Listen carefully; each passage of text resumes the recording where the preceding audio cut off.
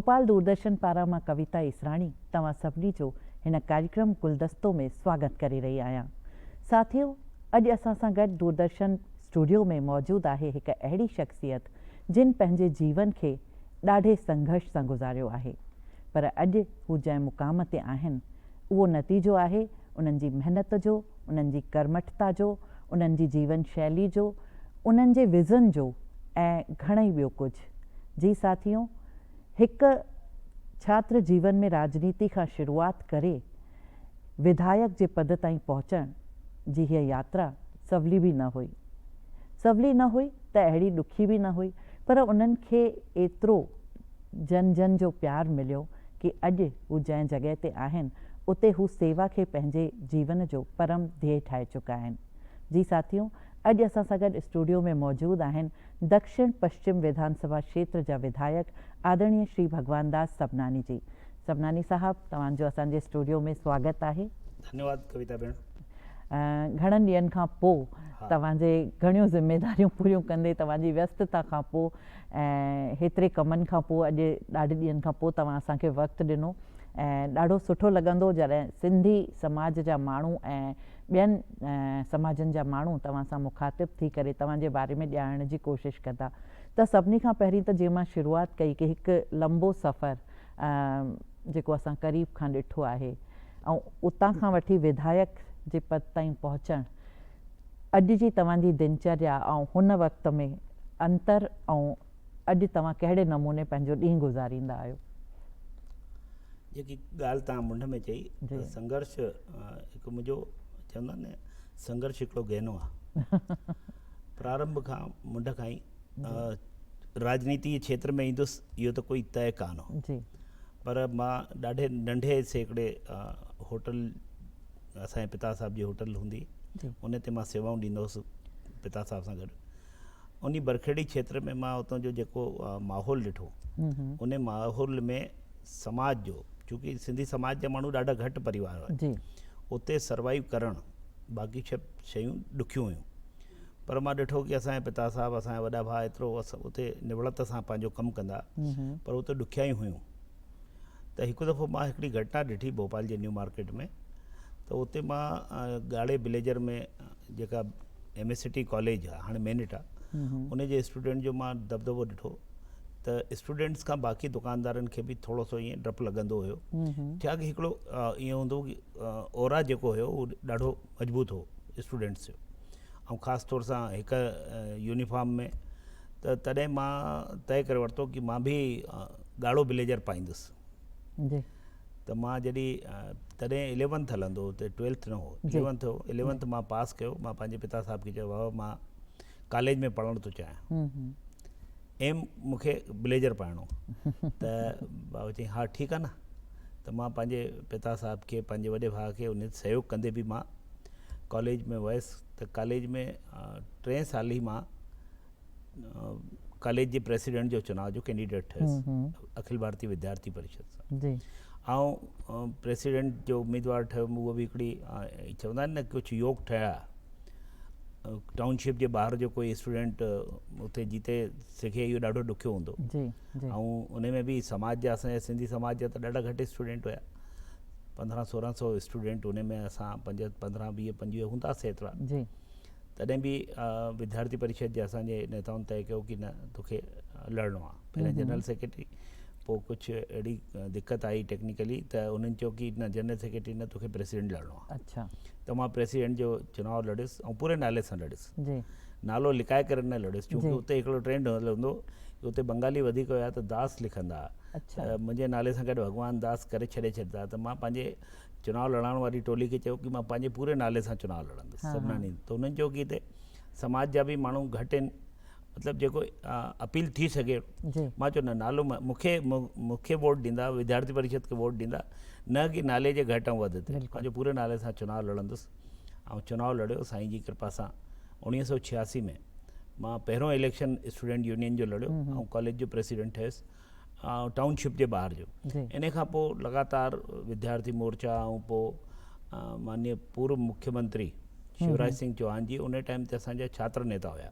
त उन्हनि जे संपर्क में अची करे पोइ भारतीय जनता युवा मोर्चा, त शुरू खां ई स्ट्रगल कांग्रेस जी सरकार, अर्जुन सिंह जी सरकार, पोइ मोतीलाल वोरा जी सरकार जी मध्य प्रदेश में, त संघर्ष ई थींदो। ऐं उन सां गॾु ई गॾु जीअं ई 1990 में बीजेपी सरकार थोरो टाइम ठही, जी 2.5 साल जी, सुंदरलाल पटवा जी मुख्यमंत्री आहे, तेसि ताईं मां युवा मोर्चे जे जिले जे महामंत्री, पोइ प्रदेश जे मंत्री जे रूप में, पोइ पार्टी में आयुसि, त स्ट्रगल त लगातार हलंदो रहियो। वरी मां जॾहिं युवा मोर्चे जो प्रदेश मंत्री हुयुसि, वरी बाबरी विध्वंस खां पोइ सरकार मध्य प्रदेश जी किरी पई, जी वरी 10 साले जो संघर्ष शुरू थी वियो। यानी असां पतो कान हो कि 93 जे इलेक्शन खां पोइ वरी कांग्रेस जी सरकार ठहंदी, कांग्रेस जी सरकार ठही, वरी संघर्ष शुरू।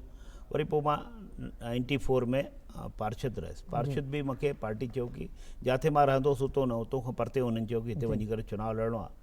त चइजे न कि संघर्ष सां ई संवरते है, ईअं चवंदा आहिनि न, त उन सां ई पोइ उते वञी करे चुनाव लड़ियो ईदगाह क्षेत्र मां।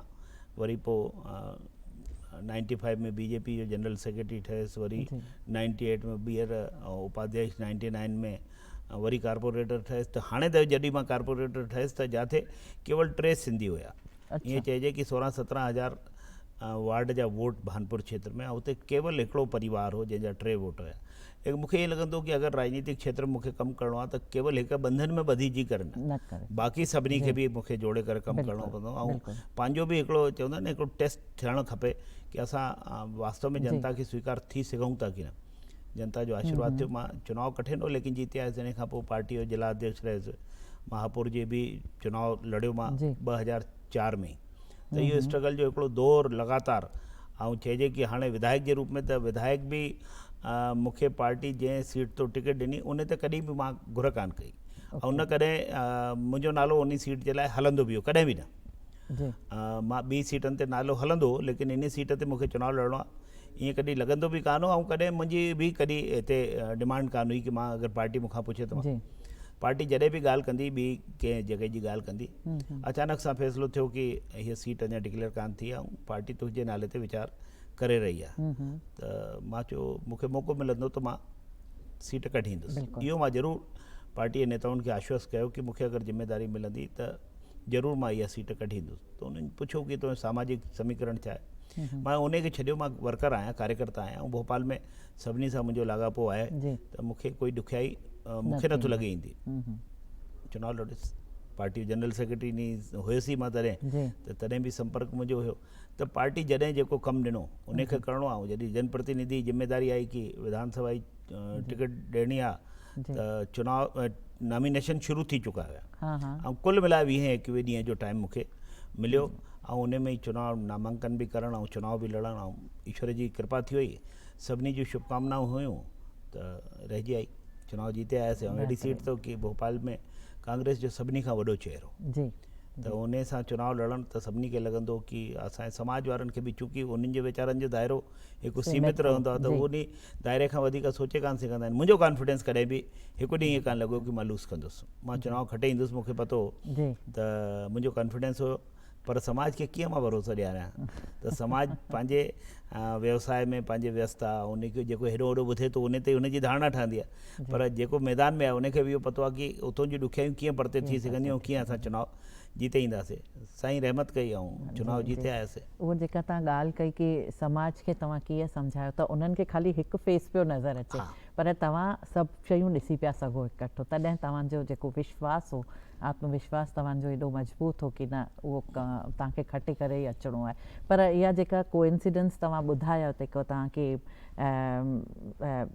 जॾहिं तव्हां पार्षद जो चुनाव लड़ियो उते बि तव्हांखे तव्हांजे लाइ हिकु चैलेंज हो ऐं हींअर बि हिकु चैलेंज हो, पर तव्हां उन ते जीत हासिल कई। मां हमेशह चैलेंज एक्सेप्ट कयो आहे, जी, पॉलिटिकल हुजे चाहे सोशल हुजे, चैलेंज एक्सेप्ट करे। मूंखे लॻे थो कि करण वारो माण्हू उहो ई कंदो आहे जंहिंजा 2 हथ आहिनि, 2 पेर आहे, 2 अखियूं आहिनि, 2 कन आहिनि, हिकु मुंहुं आहे। उहो ई माण्हू करे सघे थो। त उहो बाक़ी कोई करे सघे थो त मूंखे मुंहुं में कहिड़ी कमी आहे, मां बि करे सघां थो। हिकु परिवर्तन ज़रूरु हिकु परिवर्तन आयो हूंदो हुन सफ़र खां वठी अॼु जे सफ़र ताईं। अॼु जो तव्हांजी जेका भूमिका रहंदी आहे सॼे ॾींहं जी, तव्हांजे कॉन्स्टिट्यूंसी जा माण्हू जेके आहिनि उहे तव्हां सां कीअं संपर्क कंदा आहिनि, तव्हां सां मिलणो हुजे त उनजे लाइ तव्हां मां कॉन्स्टिट्यूंसी में पूरो फोकस्ड रहंदो आहियां। मां जनरल सेक्रेटरी हुयुसि, हेडक्वार्टर इंचार्ज हुयुसि मध्य प्रदेश बीजेपी जो। तॾहिं बि त मां पंहिंजे क्षेत्र खे पूरो टाइम ॾींदुसि। हाणे बि सुबुह जो मुंहिंजो 10 बजे खां मिलणु शुरू थींदो आहे, जी कलाक ॾेढ ॿ जेसि ताईं माण्हू ईंदा आहिनि उन्हनि सां मिलणु, उन्हनि जी समस्याउनि जो तुरंत इहो निराकरण तव्हांजो थिए, रोज़ जो आहे डेली जी 365 ॾींहं इहे जी चइजे। इन खां पोइ जेको क्षेत्र में किथे भूमि पूजन आहे, किथे कोई कार्यक्रम आहे, नंढे खां नंढे कार्यक्रम में मुंहिंजी मौजूदगी थींदी आहे, वॾे खां वॾे कार्यक्रम, वॾे कार्यक्रम में त सभु वेंदा आहिनि। जी ऐं शादी विहांउ जा बि ऐं गमी जा बि कोई अहिड़ा पत्र ईंदा आहिनि त उहो ग़रीब गुरबनि वटि बि जेका कमज़ोर आहिनि उन्हनि वटि मां ज़रूरु वेंदो जी, आहियां, ज़रूरु जी, वेंदो आहियां, जी। ताकी छा उन्हनि खे ईअं लॻंदो आहे असांजो जनप्रतिनिधि असांजे ॾुख जे समय में बि असां सां गॾु आहे। बिल्कुलु। त ईअं उन्हनि सां कनेक्टिविटी आहे, त इन नाते सां मां मञा थो की जेकी मुंहिंजी ड्यूटी आहे उनखे मां कुझु हद ताईं पूरो करे सघां थो। पूरो त नथो चई सघां छोकी पूरो अलाए छा अपेक्षा माण्हुनि जी रहंदी आहे, जी लेकिन मां पंहिंजे तरफ़ों जी पूरो 100% ॾियण जी कोशिशि क्षेत्र में कंदो आहियां की सुठो थी वञे, कार्यकर्ताउनि खे बि पूरो टाइम मिले ऐं क्षेत्र जी जनता खे बि मिले, इहो मुंहिंजी कोशिशि जी रहंदी। हींअर हूअं त ॾाढो सवलो थी वियो आहे की तव्हांजो सॼो ॾींहुं जेको बि रूटीन हले थो उहो मीडिया जे थ्रू जन जन ताईं पहुचणु, ऐं इन में कोई शक सुबह कोन्हे की तव्हां हिन वक़्तु बहितरीनु कमु करे रहिया आहियो। पर अगरि तव्हांजे असां क्षेत्र जी ॻाल्हि कयूं, तव्हांजे इलाइक़े जी ॻाल्हि कयूं, त उते तव्हांजे लाइ अहिड़ियूं कहिड़ियूं टॉप 3 शयूं आहिनि जंहिंखे तव्हां प्राथमिकता ॾियणु चाहींदव ऐं उन कम खे करणु चाहींदव तव्हां? ॾिसो, मूंखे लॻे थो की हिते हिन क्षेत्र में बाक़ी सभु त चूंकि हार्ट ऑफ सिटी जेको चइजे न, जी ये विधानसभा मुंहिंजी हिकदमि VIP आहे। सभु हिते गवर्नर हाउस, CM हाउस त वठी करे विधानसभा, सेक्रेटरीएट, सभु इन क्षेत्र में, त हिते सभु त हिते खोड़ सारी शयूं त सरकार जी सो मोटो ई थियण वारियूं आहिनि। इन खां पोइ बि मूंखे लॻंदो आहे की हिते जेका फ्लाई ओवर थियणु खपनि। हाणे चूंकि आबादी वधे थी पई त फ्लाई ओवर हिकिड़ो आवश्यकता आहे, जंहिंजे करे मां सरकार खे लिखियो बि आहे ऐं उहो बि भारत सरकार जे सहयोग सां उहो फ्लाई ओवर जा कम थींदा।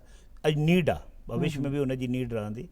गॾु ई गॾु जीअं मेट्रो हाणे अचे थी पई, मेट्रो हिकिड़ी समस्या लॻे पई की अॼु खां 15-20 साल पोइ हुनजो वधीक तेसिताईं पोइ अञा आबादी वधंदी, अञा व्हीकल वधंदा, त उन टाइम ते कीअं थी सघंदो। त अॼु खां जेको सरकार जी हिकु सोच आहे, परतों जी सोच आहे की असांखे थियणु खपे त मेट्रो बि मुंहिंजे क्षेत्र में ब्लू लाइन अचे थी पई। गॾु ई पार्किंग हिकिड़ी वॾी प्रॉब्लम आहे, छोकी आबादी सां गॾु ई व्हीकल वधनि था ऐं रोड ओतिरा आहिनि, शयूं ओतिरियूं आहिनि, त उनखे वठी करे लगातार असांजो चिंतन थींदो आहे की पार्किंग असांजे नए भोपाल जी हिकिड़ी वॾी प्रॉब्लमेटिक स्थिति आहे की उहा थियणु खपे। त उन ते बि सॼे अधिकारियुनि सां मुंहिंजो लगातार ॻाल्हियूं थींदियूं आहिनि की असां हिन ते हिकिड़ो फॉर्मूलो ठहे की असां पार्किंग ॾियूं, छोकी शहर में पार्किंग नेसेसिटी आहे, गाॾियूं आहिनि, उनखे असां रोके नथा सघूं, त उहो थी वञे त इहो बि मूंखे लॻे थो इहो थियणु खपे। बाक़ी हिते भोपाल में चूंकि हिकु स्मार्ट सिटी परियोजना आहे त उनजो कमु बि रुकियल हो, त उनखे बि चयो आहे हाणे सरकार सां ॻाल्हाए, माननीय मुख्यमंत्री जी सां ॻाल्हाए की उनजो कमु बि पूरो थिए त शहर जो अञा जेको सुठो स्वरूप आहे उहो निखिरजी करे ईंदो। ऐं बाक़ी जेकी समस्याऊं रहंदियूं आहिनि, बेसिकली मुंहिंजे हिते सभु कर्मचारी बाहुल्य सीट आहे। जेतिरा बि एम्प्लॉइज़ आहिनि, चाहे सेंट्रल गवर्नमेंट जा हुजनि चाहे स्टेट गवर्नमेंट जा, पुलिस विभाग जा, इहे सभु एम्प्लॉई हिते आहिनि। त उन्हनि जी जेकी समस्याऊं थींदियूं आहिनि, विशेष कर उन्हनि जे रोड्स वग़ैरह जूं, त उहे कराइणु। पुलिस लाइन आहे त पुलिस लाइन में बि कमु ॾाढो घटि थींदो, लॻंदो की पुलिस हाउसिंग जी ड्यूटी आहे। मां चयो न, मां MLA आहियां त मुंहिंजी ड्यूटी आहे, मां कंदुसि। त उते मां बहितर करण जी कोशिशि कई आहे, उहे उनखे मञीदा बि आहिनि की इन खां पहिरीं कॾहिं इहा सोच कान रही। त मूंखे लॻे थो इन नाते सां असां कमु करे सघंदासीं त पब्लिक सां कनेक्टिविटी रहंदी आहे त उनखे असां सुठो करे सघंदा आहियूं। बहितरीनु। तव्हां हींअर ॻाल्हि कई की डेवलपमेंट जी ॻाल्हि हुजे या कुझु बि हुजे, समाज जा 3 जेके स्तंभ आहिनि, महिलाऊं आहिनि, ज़ाइफ़ाऊं, युवा आहिनि ऐं सीनियर सिटीज़न्स, इन्हनि जे लाइ कुझु तव्हांजो विज़न, तव्हां इन्हनि जे लाइ कुझु कयो पिया था या अॻियां भविष्य में तव्हांजी कोई महिलाउनि जे लाइ विशेष करे जेकी असां वटि मुंहिंजे क्षेत्र में सिलम बि सभिनी खां वॾो आहे, त हिते स्व सहायता समूह जे हिसाब सां जेकी मायूं कमु थी करनि या उहे ईंदियूं आहिनि की असांखे इन तरीक़े सां सहयोग खपे, त मुंहिंजो पूरी तरीक़े सां उन्हनि खे सहयोग रहंदो आहे। स्वनिधि योजना सां बि असांजे युवा, चूंकि हिते मां ॿुधायो न जंहिं तरीक़े सां सिलम आहे त उन तरीक़े जी क्षेत्र आहे, त उन्हनि खे कीअं असां मदद कराए सघां थो, त उहा मदद उन्हनि खे कराईंदा आहियूं। स्टार्टअप जे माध्यम सां बि उन्हनि खे चवंदा आहियूं की नए तरीक़े सां हाणे सरकार एतिरी सारी स्कीम्स सां उन्हनि खे मदद थी करणु चाहे, त उहे बि उन सां लाभान्वित थी सघनि था। हाणे सीनियर सिटीजन वारी ॻाल्हि कजे त उन में जेका उन्हनि खे आमोद प्रमोद जे लाइ खपनि त उते गाइडेंस वग़ैरह ठीकु कंदा आहियूं। हाणे आयुष्मान योजना त असांजा सभु वॉलंटियर्स घर घर वञी करे आयुष्मान जा कार्ड ठाराए करे उन्हनि खे उन जो लाभ मिली सघे, छोकी उन में न त तव्हांजे फाइनेंशियल स्टेटस छा आहे हिन सां कोई ॾियणु वठणु कान्हे, तव्हां 70% 70 अबाव आहो त तव्हांजो ठहंदो। त इहो वॾो लाभ आहे कि 5 लख रुपया एनुअल असांखे मिलनि था पिया, त उन जो फ़ाइदो थी सघे। त इहो माण्हुनि खे न पतो हुयो त धीरे धीरे जेका गवर्नमेंट जी तरफ़ां वर्कशॉप लॻा या उन्हनि जा कैंप लॻा, वरी पोइ मां बि पंहिंजे क्षेत्र में अलॻि अलॻि कैंप लॻाए करे उन्हनि खे जोड़ण जी कोशिशि कई आहे। इन नाते सां उन्हनि जो भलो थी सघे इहो प्रयास कंदो आहियां। तॾहिं बि मां वटि कोई सीनियर सिटीजन जो कॾहिं फ़ोन आयो, उन्हनि सां गॾिजी करे उन्हनि सां वेही करे उन्हनि सां चांहि गपशप थी, उहे छा खपे त उहे ॿुधाईंदा कि गार्डन में थोरो सो अगरि लाइट लॻी वञे त हा बिल्कुलु मां तुरंत लॻाए छॾींदुमि, असांखे कोई चेयर मिली वञनि, उन्हनि जी वधीक कोई डिमांड हूंदी कान्हे। मां इहो अनुभव कयो आहे पूरी विधानसभा में, उन्हनि जी डिमांड केवल बाग़ीचे में हे हुअणु खपे ऐं हे हुअणु खपे, इन जे अलावा बाक़ी कान्हे। मूंखे लॻे थो उहो घर सां बाक़ी पंहिंजी तसली खां पोइ हे चाहींदा आहिनि कि जॾहिं ॿाहिरि अचूं त असांखे इहा जेकी बेसिक शइ आहे उहा असांखे मिलणु खपे। त उन लाइ मां चयो मां तव्हांजो नुमाइंदो आहियां, बिल्कुलु कंदुसि। जी जी जी, बहितरीनु। तव्हां राजनीति जे अलावा ॾाढो कमु समाज ऐं संस्कृतीअ लाइ कयो आहे। सिंधी समाज जी भारतीय सिंधु सभा जहिड़ी संस्थाऊं हुजनि या सिंधी मेला समिति हुजे या घणेई ॿिए संस्थाऊं, पर तव्हांजो योगदान जेको समाज खे मिलियो आहे उहो सदियुनि ताईं यादि कयो वेंदो। त इन जी प्रेरणा तव्हांखे किथां मिली? छो त ॾिसो हूअं त समाज ऐं राजनीति जुड़ियल आहिनि, पर जेतिरो वक़्तु तव्हां ॾींदा आहियो, जीअं तव्हां थोरी देरि पंहिंजे ॻाल्हाइण में ॿुधायो कि तव्हां शादियुनि में वञण जी बि कोशिशि कंदा आहियो, इन ॻाल्हि जी मां साक्षी आहियां कि तव्हां हिकु ॾींहं में 25 30 शादियूं बि अटेंड कयूं आहिनि। त इहो समाज सां डायरेक्ट जुड़ण जो जेको तव्हांजी कोशिशूं आहिनि, उन जे अलावा समाज जे लाइ तव्हां जेके कम कया आहिनि उन जी ॼाण अगरि तव्हां पंहिंजे ज़ुबानी ॾींदो, असां त ॻाल्हाईंदा ई आहियूं, अॼु तव्हां खां ॿुधणु चाहींदासीं। छा आहे कि सिंधी समाज में असां वटि कार्यक्रम, ट्रेडिशनल कार्यक्रम, चेटी चंड थींदो, गुरु नानक जयंती जो उत्सव थींदो, इहे कार्यक्रम थींदा हुया। लेकिन इन जे अलावा बि असांखे कुझु सोचणु खपे। त इहो मां 98 में जॾहिं कारपोरेटर हुउसि तॾहिं मां शुरूआति कई, सिंधी मेला समिति संगठन ठाहे करे कि पूरे भोपाल जो सिंधी समाज हिकु छित जे हेठि अचे। चेटी चंड खां पोइ कार्यक्रम थींदो, तव्हां बि गवाह आहियो, त उन में सिंधी मेले जे उन कार्यक्रम में सभु ईअं हूंदा ऐं ईअं गॾिजाणी थींदी, सभु पंहिंजे पंहिंजे मोहल्ले में पंहिंजी पंहिंजी पंचायतुनि में कार्यक्रम कंदा, लेकिन हिकु छित जे हेठो अची करे असां हे कार्यक्रम में इकट्ठा थियूं, गॾिजूं, त इहा गॾिजाणी थींदी ऐं उन मेले खे ॾाढी लोकप्रियता मिली। पोइ असां उनखे हिकदमि फैमिलियर ठाहियो, कोई औपचारिक कार्यक्रम, हिकदमि अनौपचारिक कार्यक्रम ठाहे करे कि उन में रांदूं बि थियनि थियूं पियूं, ईअं खेॾ बि थियनि था पिया। त इन खे जोड़ण सां इहो प्रयास थियो। गॾु ई गॾु चूंकि उहा उन टाइम ते इहो लॻंदो हिकु सब्जेक्ट आहे कि असांखे सभिनी खे इकठो करिणो आहे। भोपाल में वॾो शहर आहे ऐं सैटेलाइट कॉलोनी जिथे ठहनि थियूं सिंधी हुते आहिनि, त उन्हनि खे अचणु खपे। इन खां पोइ हिकु शइ निकिरी आई कि गरबे जो चलन ॾाढो हुयो, त असांखे गरबे जो आयोजन असांजी न्याणियुनि खे बचाइण जे लाइ, ईमानदारी सां शब्द इहो ई हो कि असांजी न्याणियूं असांजे अंगण में ई नृत्य कंदियूं। इहो असां कोशिशि कईसीं त गरबे जी शुरूआति बि उन दौर में जॾहिं ॾाढो दबदबो वॾी संस्थाउनि जो हूंदो, उन जे विच में असां हिकु शुरूआति कई, उनखे ख़ासी सफलता मिली। 2200-2300 स्टूडेंट ताईं टीनेजर न्याणियूं ऐं ॿार ईंदा, त उन सां असां गरबे खे स्थापित कयो। लगातार उहो हर साल थियण वारो शारदीय नवरात्रि जो कार्यक्रम थींदो आहे। इन खां पोइ घर जे खाधनि मां जेको खाधो वञे थो पियो, असां एतिरो रिच किचन थियण खां पोइ उन खे बि असां स्थापित करे कुकिंग कॉम्पिटिशन जे माध्यम सां सिंधी मेला समिति इहो कार्यक्रम कंदी आहे। त असां हिकिड़ो वॉलेंटियर आहिनि, उन वॉलेंटियर जे सहयोग सां इहे सभु कार्यक्रम हलनि था पिया ऐं ॾाढा सुहिणे नमूने कार्यक्रम थींदा आहिनि। वरी असांजा ॿारनि खे लॻंदो आहे कि बाक़ी असांजे स्कूल में सम्मान थियो, असांजे मोहल्ले में थियो, पर समाज न कयो। त प्रतिभा सम्मान जो जेको कार्यक्रम आहे उन जी बि प्रतीक्षा रहंदी आहे कि पूरे मध्य प्रदेश जा ॿार हिकु जॻह ते गॾिजंदा आहिनि, मेरिटोरियस ॿार थींदा आहिनि, अलॻि अलॻि फील्ड में उन्हनि जेकी उपलब्धि हासिलु कई, त समाज खे बि हिकिड़ो मंच मिलंदो आहे ऐं समाज जो प्रदर्शन ॿाहिरि बि माण्हुनि खे लॻंदो आहे कि न हिन समाज में बि एतिरो सुहिणो मतिलबु प्रदर्शन आहे, एतिरो सुठा ॿार पढ़ंदा आहिनि।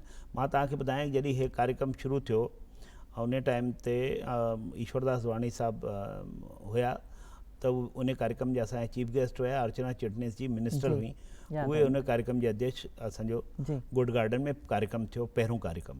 त उते जॾहिं मां दादाजन खे ॿुधायो कि 75% या इन खां वधीक जेका ॿार उन्हनि जो असां सम्मान करण वारा, पहिरों साल हो असांखे बि ॾिसणो हो कि केतिरा ॿार अची सघनि था पिया।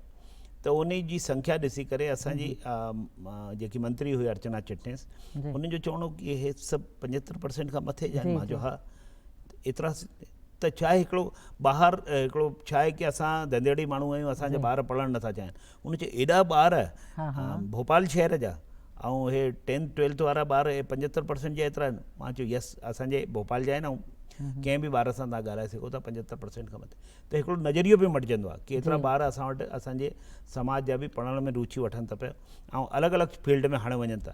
त उन कार्यक्रमनि सां ई गॾु जेकी तव्हां ॻाल्हि कई कि भारतीय सिंधु सभा, जॾहिं मां 2012 में जनरल सेक्रेटरी ठहियुसि, तॾहिं ॻाल्हि थींदी कि मध्य प्रदेश में सिंधी आहिनि घणा, इहो ऐं केरु ॿुधाया, दुका हणंदा सभई, मां इहो शब्द थो चवां, सिंधी घणा आहिनि। त पोइ मां मध्य प्रदेश में श्रीचंद जेसवाणी साहब असांजा अध्यक्ष हुया, उन्हनि सां गॾु मां प्रवास शुरू कया।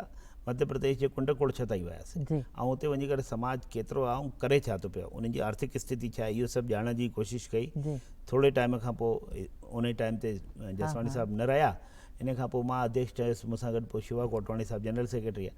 त पूरे मध्य प्रदेश जा उन जिला त अॼु बि 55 आहिनि, पर असां 85 शाखाऊं 84 शाखाऊं गठित कयूं। त उन सां असांखे इहो पतो पइजी वियो कि कहिड़े शहर में केतिरो समाज रहे थो पियो। त इहो समाज जो वरी मेड़ थिए। त मध्य प्रदेश में प्रांतीय सिंधु महासम्मेलन मां 2015 में 20 दिसंबर ते भोपाल में कयो।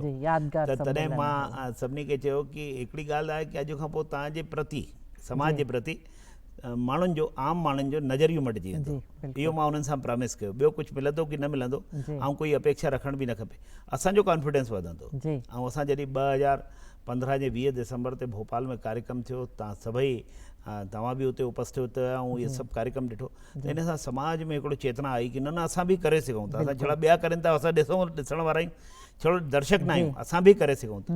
त इन खां पोइ तव्हां सभिनी खे पतो आहे कि वरी 2023 में 31 मार्च ते जॾहिं अमर बलिदानी हेमू कालानी जो जनम ॾींहुं, जनम शताब्दी जो ॾींहुं, त परम पूज्य सरसंघ चालक जी जो कार्यक्रम ठहियो, मोहन राव भागवत जी जो, त हे कार्यक्रम करणु खपे पूरे देश में, कहिड़े स्टेट में थिए ऐं कंहिं कैपिटल में थियो। सभिनी जॻह ते वीचार थियण खां पोइ इहो थियो कि भोपाल भी ठीकु रहंदो।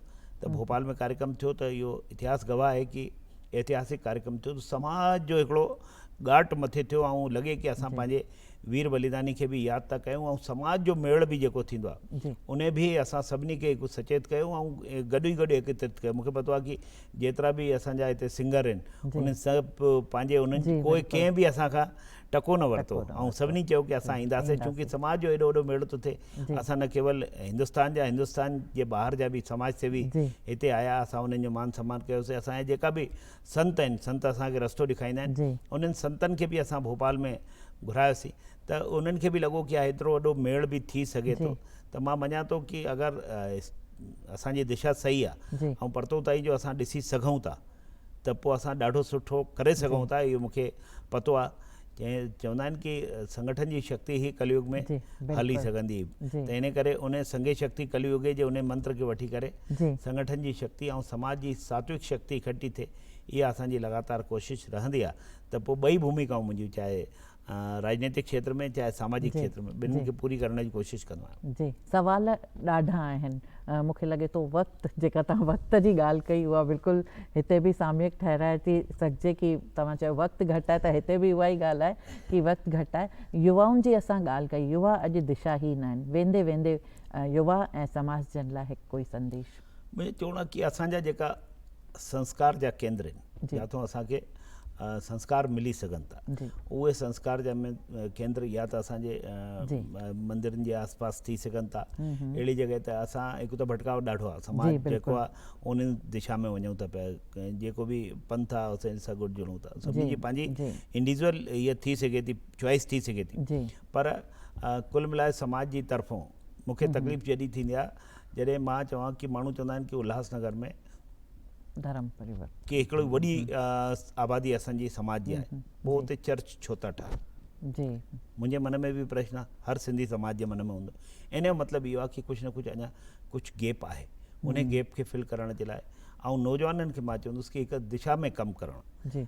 असां छा हिकु त समाज में इहो थींदो आहे कि असां थोरो छिड़रा रहंदा आहियूं, ॾाढो मिक्सअप असांजो बाक़ी सां घटि थींदो आहे। इहो हेठि नंढे जिथे शहर आहिनि उते त हूंदो, जी। लेकिन वॾे शहरनि में ॾिसूं असां छड़ो पंहिंजे पाण में आहियूं, पंहिंजे पाण में आहियूं त असां ई पाण छा करणु खपे, हिक ॿिए खे जेको वणे थो उहो त कयूं।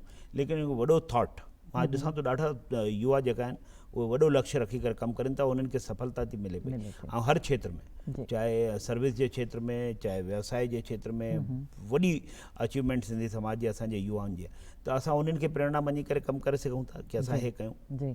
राजनीतिक क्षेत्र में बि कमु करण लाइ त उन्हनि खे लॻंदो आहे शॉर्टकट थिए, मां चयो शॉर्टकट जो कमु त आहे कान, हे त ॾाढो धैर्य जो कमु आहे, ऐं ॾाढो धीरज सां ऐं ॾाढो संभली करे कमु करण जी ज़रूरत राजनीति जे क्षेत्र में माण्हू ईंदा आहिनि। ऐं वॾी मूंखे जेकी हिकु अजब सां लॻंदो आहे कि पूरे मां मध्य प्रदेश देश में घुमंदो आहियां त माण्हू चवंदा आहिनि असांखे, असां समाज जे नाते सां असांखे टिकट मिले त टिकट कहिड़ी घुरंदा आहिनि, कारपोरेटर जी, ऐं उहो बि कहिड़े एरिया मां जिथे सिंधी आहिनि। अरे तव्हां पंहिंजो व्यक्तित्व अहिड़ो ठाहियो कि तव्हांखे पार्टी चाहे हिन जॻह ते न हुन जॻह ते त वञी करे, त मां इहो अॼु इन करे चवण जो साहस करे सघां थो चूंकि मां इहो पार्टी खे चयो कि जिथे समाज हुजे छड़ो उते ई न, ॿी जॻह ते बि मोकिलींदो त कमु कंदासीं, चूंकि असां कमु था कयूं। ऐं ईअं कान्हे कि कमु अजाई वेंदो आहे, तव्हां कमु कंदव त उनजो मूल्यांकन थींदो आहे, हर समाज में थींदो आहे। त मुंहिंजे युवा साथियुनि सां बि प्रार्थना आहे कि ईअं समय पंहिंजो न गंवायो, कुझु अगरि करिणो आहे त उन करण जो, स्पोर्ट्स जे क्षेत्र में मां स्पोर्ट्स बि खेॾियुमि, नेशनल ताईं खेॾियुमि, स्पोर्ट्स में वञिणो आहे त पूरो लगन सां वञिणो आहे। असां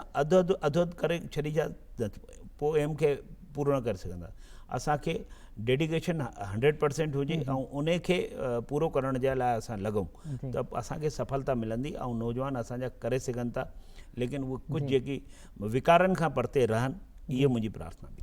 ॾाढियूं सुठियूं ॻाल्हियूं ऐं ॾाढियूं प्रेरणाजनक ॻाल्हियूं तव्हां युवाउनि लाइ चयूं, ऐं मूंखे उमेद ई न पूरो विश्वास आहे कि सभिनी समाजनि जा युवा जेके आहिनि उहे हिननि ॻाल्हियुनि खां प्रेरणा वठी करे ज़रूरु कुझु न कुझु अॻिते कमु करण जी सोचींदा। ऐं जेका तव्हां ॻाल्हि चई, वक़्तु न विञायो ऐं फोकस्ड रहो, त उहा तमामु ज़रूरी आहे। मूंखे लॻे थो तव्हांजो इंटरव्यू असांखे ॿिनि पार्ट्स में करणु खपे, पर अॻियां ज़रूरु वरी गॾिजंदासीं। ऐं तव्हांजो महिरबानी, शुक्राना तव्हांजा, तव्हां वक़्तु कढी करे असांजे हिन कार्यक्रम में आया। त साथियों, तव्हां ॾिठो कि केतिरो महत्वपूर्ण आहे जीवन में फोकस रहणु। श्री सबनानी जी जेके असांजा अॼु महिमान हुआ, सब्र, संयम ऐं धीरज, ऐं उन खां पोइ उन्नति ऐं सफलता मिलणु, उन्हनि जे हिन जीवन यात्रा जो हिकु महत्वपूर्ण भाग रहिया। इहे सभु असां हिननि खे एडजेक्टिव्स चवंदा आहियूं, पर ही सभु उन्हनि जे जीवन जो हिसो रहिया आहिनि। ऐं असांजी शुभकामनाऊं उन्हनि सां गॾु वरी गॾिजंदासीं असां अॻिले एपिसोड में। तेसिताईं तव्हां सभिनी खे नमस्कार, जय झूलेलाल।